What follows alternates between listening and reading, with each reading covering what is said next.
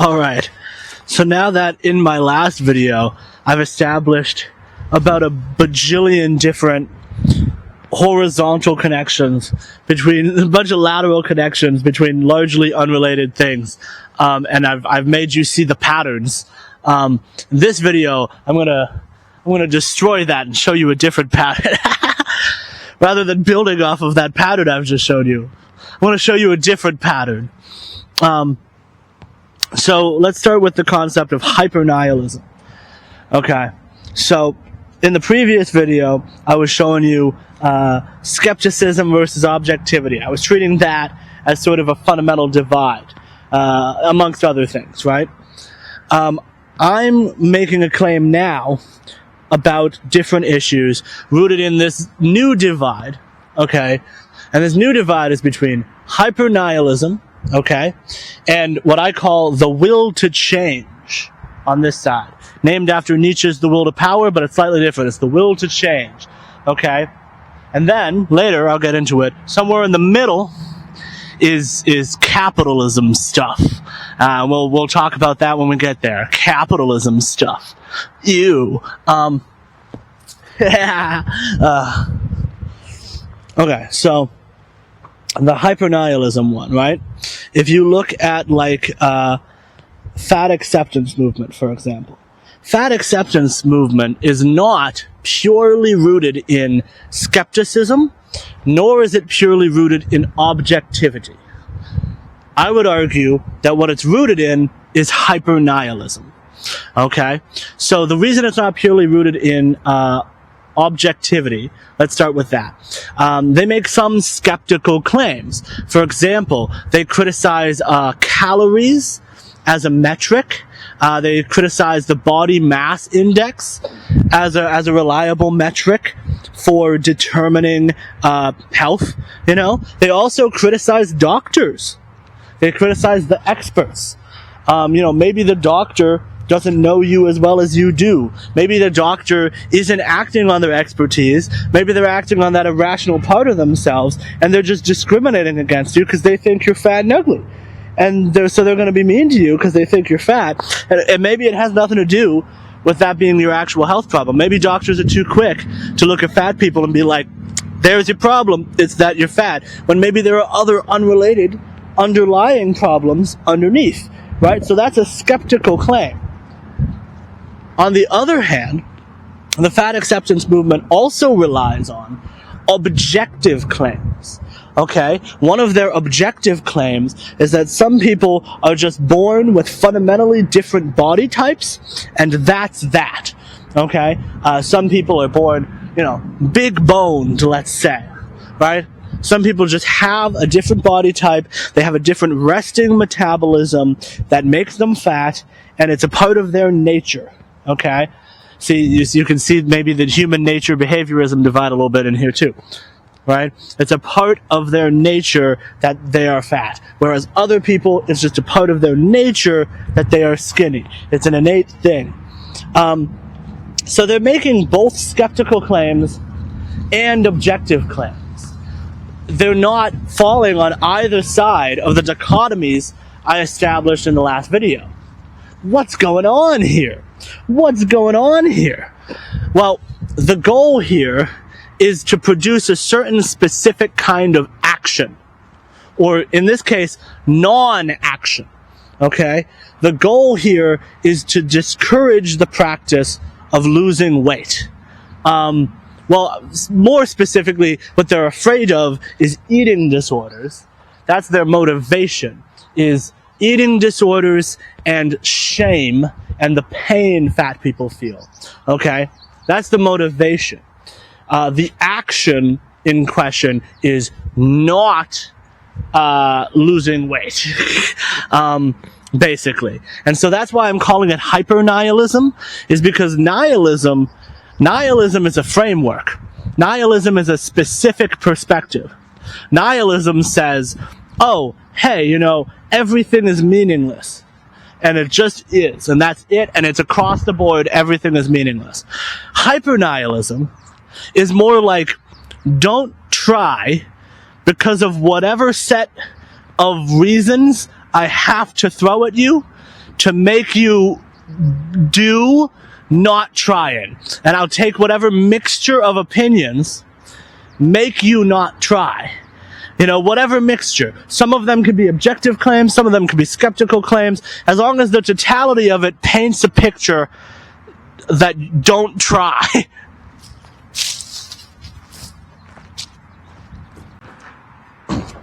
So where fat acceptance might do things like use skepticism towards the group categories of like healthy versus unhealthy foods by saying things like, well, hey, you need sugar to live, so sugar isn't unhealthy, when, you know, sort of pragmatically speaking, probably a lot of Americans are consuming too much sugar and getting diabetes. So from a practical perspective, most people are correct in using the phrase sugar is unhealthy. It's a pragmatically useful phrase for the vast majority of people. But like, yeah, if you ate no sugar at all, that would be unhealthy. So I guess technically, in a sense, if you want to be pedantic, then yes, you could deconstruct the value hierarchy of food, if you have to. So what is the will to change, then? Well, the will to change is obviously the opposite. In this one, it's very obvious. It's trying to lose weight. Whatever that means. Okay, I'm not going to get too specific with it. Maybe you eat some more fruits and veggies. You exercise some more. You control your portions somewhat without developing an eating disorder. Just a moderate amount of trying to change yourself. Really, any amount of trying to change yourself. That's what the will to change is, okay? Now, where is the little capitalism thing in the middle here, right? I said there was a little capitalism thing in the middle. The capitalism thing here in the middle is a diet salesman or something, right? These are people who will sell you fad diets to help you lose weight. They want to make you think you can lose weight quick. You know, this is your Ozempics or what have you. This is your quick, easy solution that you can just buy. In real life, generally speaking, if you want to make a constructive, productive change to yourself, that's a good thing. Hell, it's a great thing. You should be making constructive, productive changes to yourself. Okay?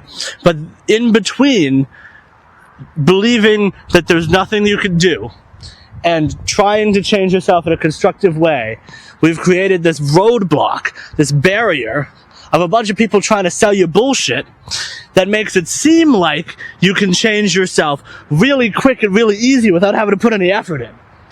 And that's the sort of the bullshit capitalism stuff in the middle. Okay? So now that I've established this, okay, hyper-nihilism, bullshit capitalism stuff in the middle. I'm saying that way too fast. And the will to change.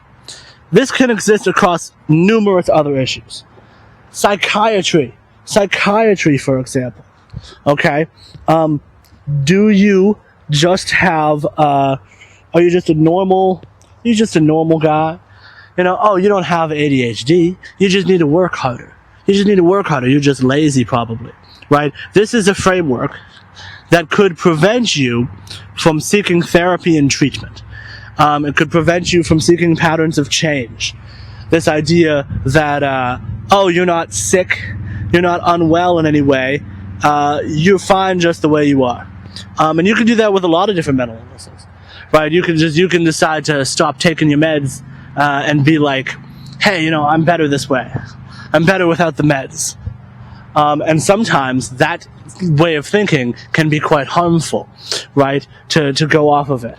Okay? So then, on this front, the will to change then would be kind of the opposite direction. The will to change would be going on constructive, useful medications and seeing a therapist and so on. Right? And then the bullshit section in the middle is kind of more debatable, right? The bullshit section in the middle is a little bit up for constructive debate regarding which medications are valuable and useful and which medications maybe are scams or fad pills that are being sold to you for no reason. So there's actually a lot of room, I think, for disagreement within this framework over which exact things fall under like good, constructive things to do, to change yourself, to better yourself, and which things are capitalism bullshit, right? So you gotta think critically here. I'm not handing you all of it on a silver platter, okay? But I think it's interesting that even though, generally speaking, fat acceptance is associated with the left, and being very pro-psychiatry, mental health awareness, at the moment, at least, is associated with the left. Both of those are, nope, I did it wrong. No, I did it wrong. They're in line with one another on this one, because fat acceptance movement is encouraging you not to change, and no, I'm right. I got confused by my own concept. Fat acceptance movement is discouraging self-change and physical alterations of one body, and mental health awareness and psychiatry is encouraging it. Yes, fat acceptance says don't diet and exercise to lose weight and change your body, whereas mental health awareness says do take pills and go to therapy to change your body in the sense of the chemical makeup of your mind. Took me a minute to get there, but I got there. So then there are other things you can do to your body too. Plastic surgery, for example. Let's say you're a girl and you're very insecure. Fuck that. You're a guy and you're insecure. Let's be subversive here. You're a guy and you're very insecure about your height. Okay. Are there things you can do?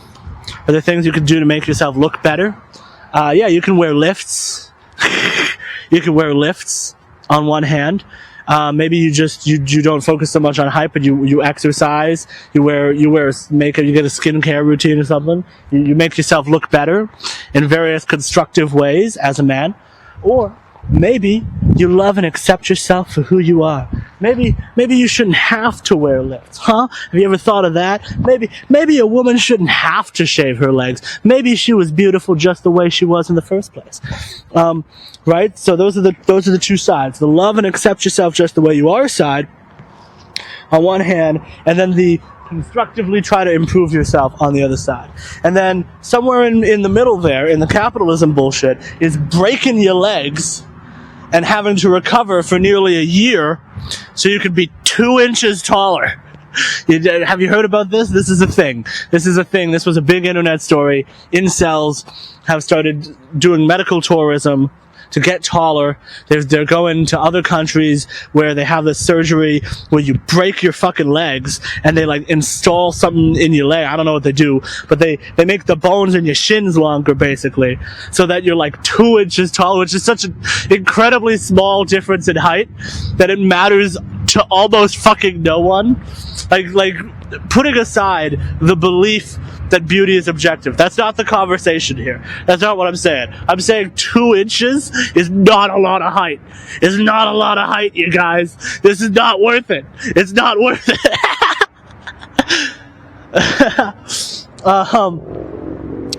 So yeah, there's a reasonable view in there somewhere.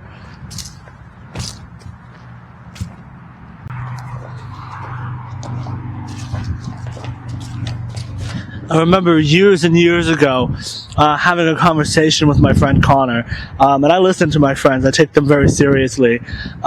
This was years ago. I don't know if he even remembers this conversation, but we talked about trans politics stuff, and I was very very supportive.